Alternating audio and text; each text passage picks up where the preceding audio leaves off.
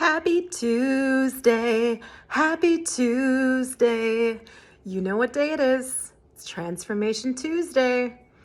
And I've been thinking a lot lately about how we tend to get really polarized about issues.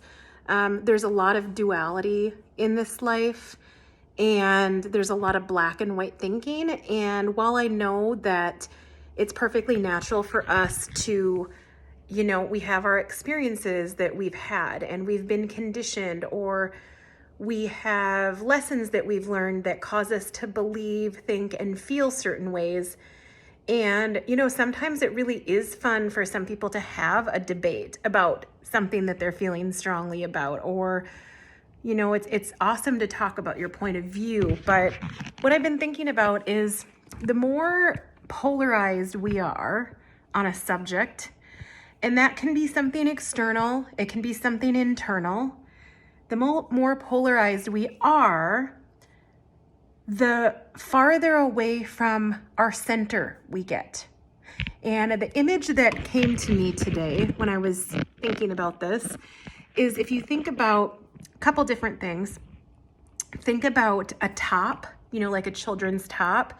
When it's spinning really fast, it's really right in the center of its own gravity. And as it starts to slow down, it starts to wobble back and forth. And the energy then starts to go back and forth and wobble. There's more wobble and there's less center focus.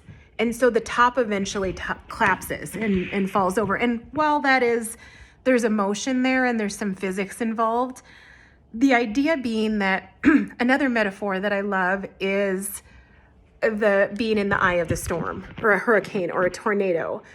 And so for myself, I've noticed when I can stay more in the center of any external storm or internal storm, the more peaceful and grounded I feel, and I don't feel like I'm going to topple over or explode. I just think that, we're human and we're going to have our opinions and our views, but what is your ability to hold two ideas that are seemingly opposite at the same time in your brain and in your heart, and consider each? And if someone says something that you don't necessarily agree with, can you see them as just having a different view rather than wrong? And is there a way that you could make more space in your brain for the tension of duality, the tension of opposites, or things that seem opposite? There's so many things in life that we're told that are ironic because they're opposite. So there's so many examples, and I'm going to probably be talking about this in an upcoming podcast more in detail. But for example, there's a notion that we need to be disciplined and focused and concentrate and, do more, focus more, grind more to get to our goals. And sometimes that's true.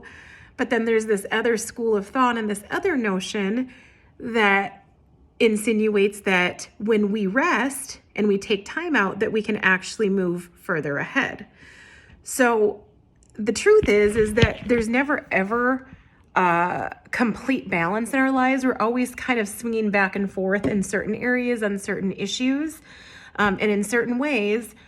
But the more that we can hold this idea that two or more things can exist simultaneously, the more I think that we create mental health, and the more we can create acceptance and self-love. And when we have broader points of view, we're going to be able to understand or at least approach and maybe be open for discussion with other people.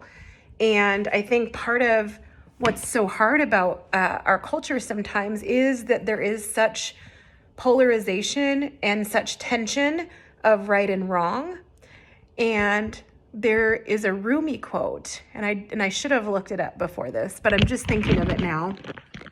And I think it goes, and maybe someone can correct me in the comments, and I'm sure I'll look it up after, but it's something like, somewhere out there, there's a field where there's no right or wrong. I'll meet you there. And I love this idea of unlimited possibilities and potentials and manifestations. And everyone is just doing their best, I believe.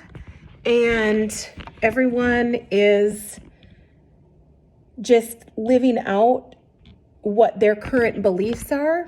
And those beliefs can change at any time. And so how tightly are you holding on to your viewpoint and to your beliefs? And how well are you able to find yourself in the middle of a storm that is in your life? Maybe it's internal. Maybe it's something you're going through. Maybe it's external. Things are maybe feeling really chaotic on the outside, but what does it mean to you to come back to your middle and center? And what does that look like for you? For me, that can look like a lot of things, but it can look like doing mindset work, and it can look like taking rest. It can look like focusing on something that I love and doing work. It can look like taking a bath. It can look like having levity about a situation and laughing. It can look so many ways.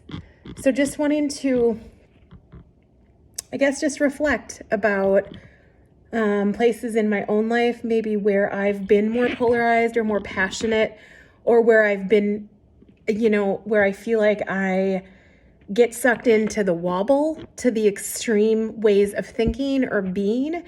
And I guess the whole point about this is that never really serves me, and it usually doesn't serve us to be so much in the wobble. When we can go into the center of our physical bodies, of our energy centers, of our spirits, when we can move into the center and not focus so much on the perimeter, that can be really balancing and grounding too. And there's definitely a time to, expand our energy, and we're going to have wobble. We're human. But just wanting to kind of convey this idea of, so many traditions talk about the middle way in Buddhism, or, staying centered, and what is that for you? And where in your life maybe could you have a little bit less attachment to being right?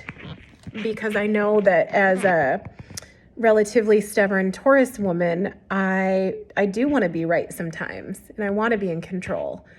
But the thing that I can control the most, one of them, is my thoughts, my feelings, my actions, and then therefore my results. So I hope this lands with you today. Let me know in the comments if it does. And if someone knows that Rumi quote, feel free to pop it in. And I love you, and I hope you're having an amazing day. Okay.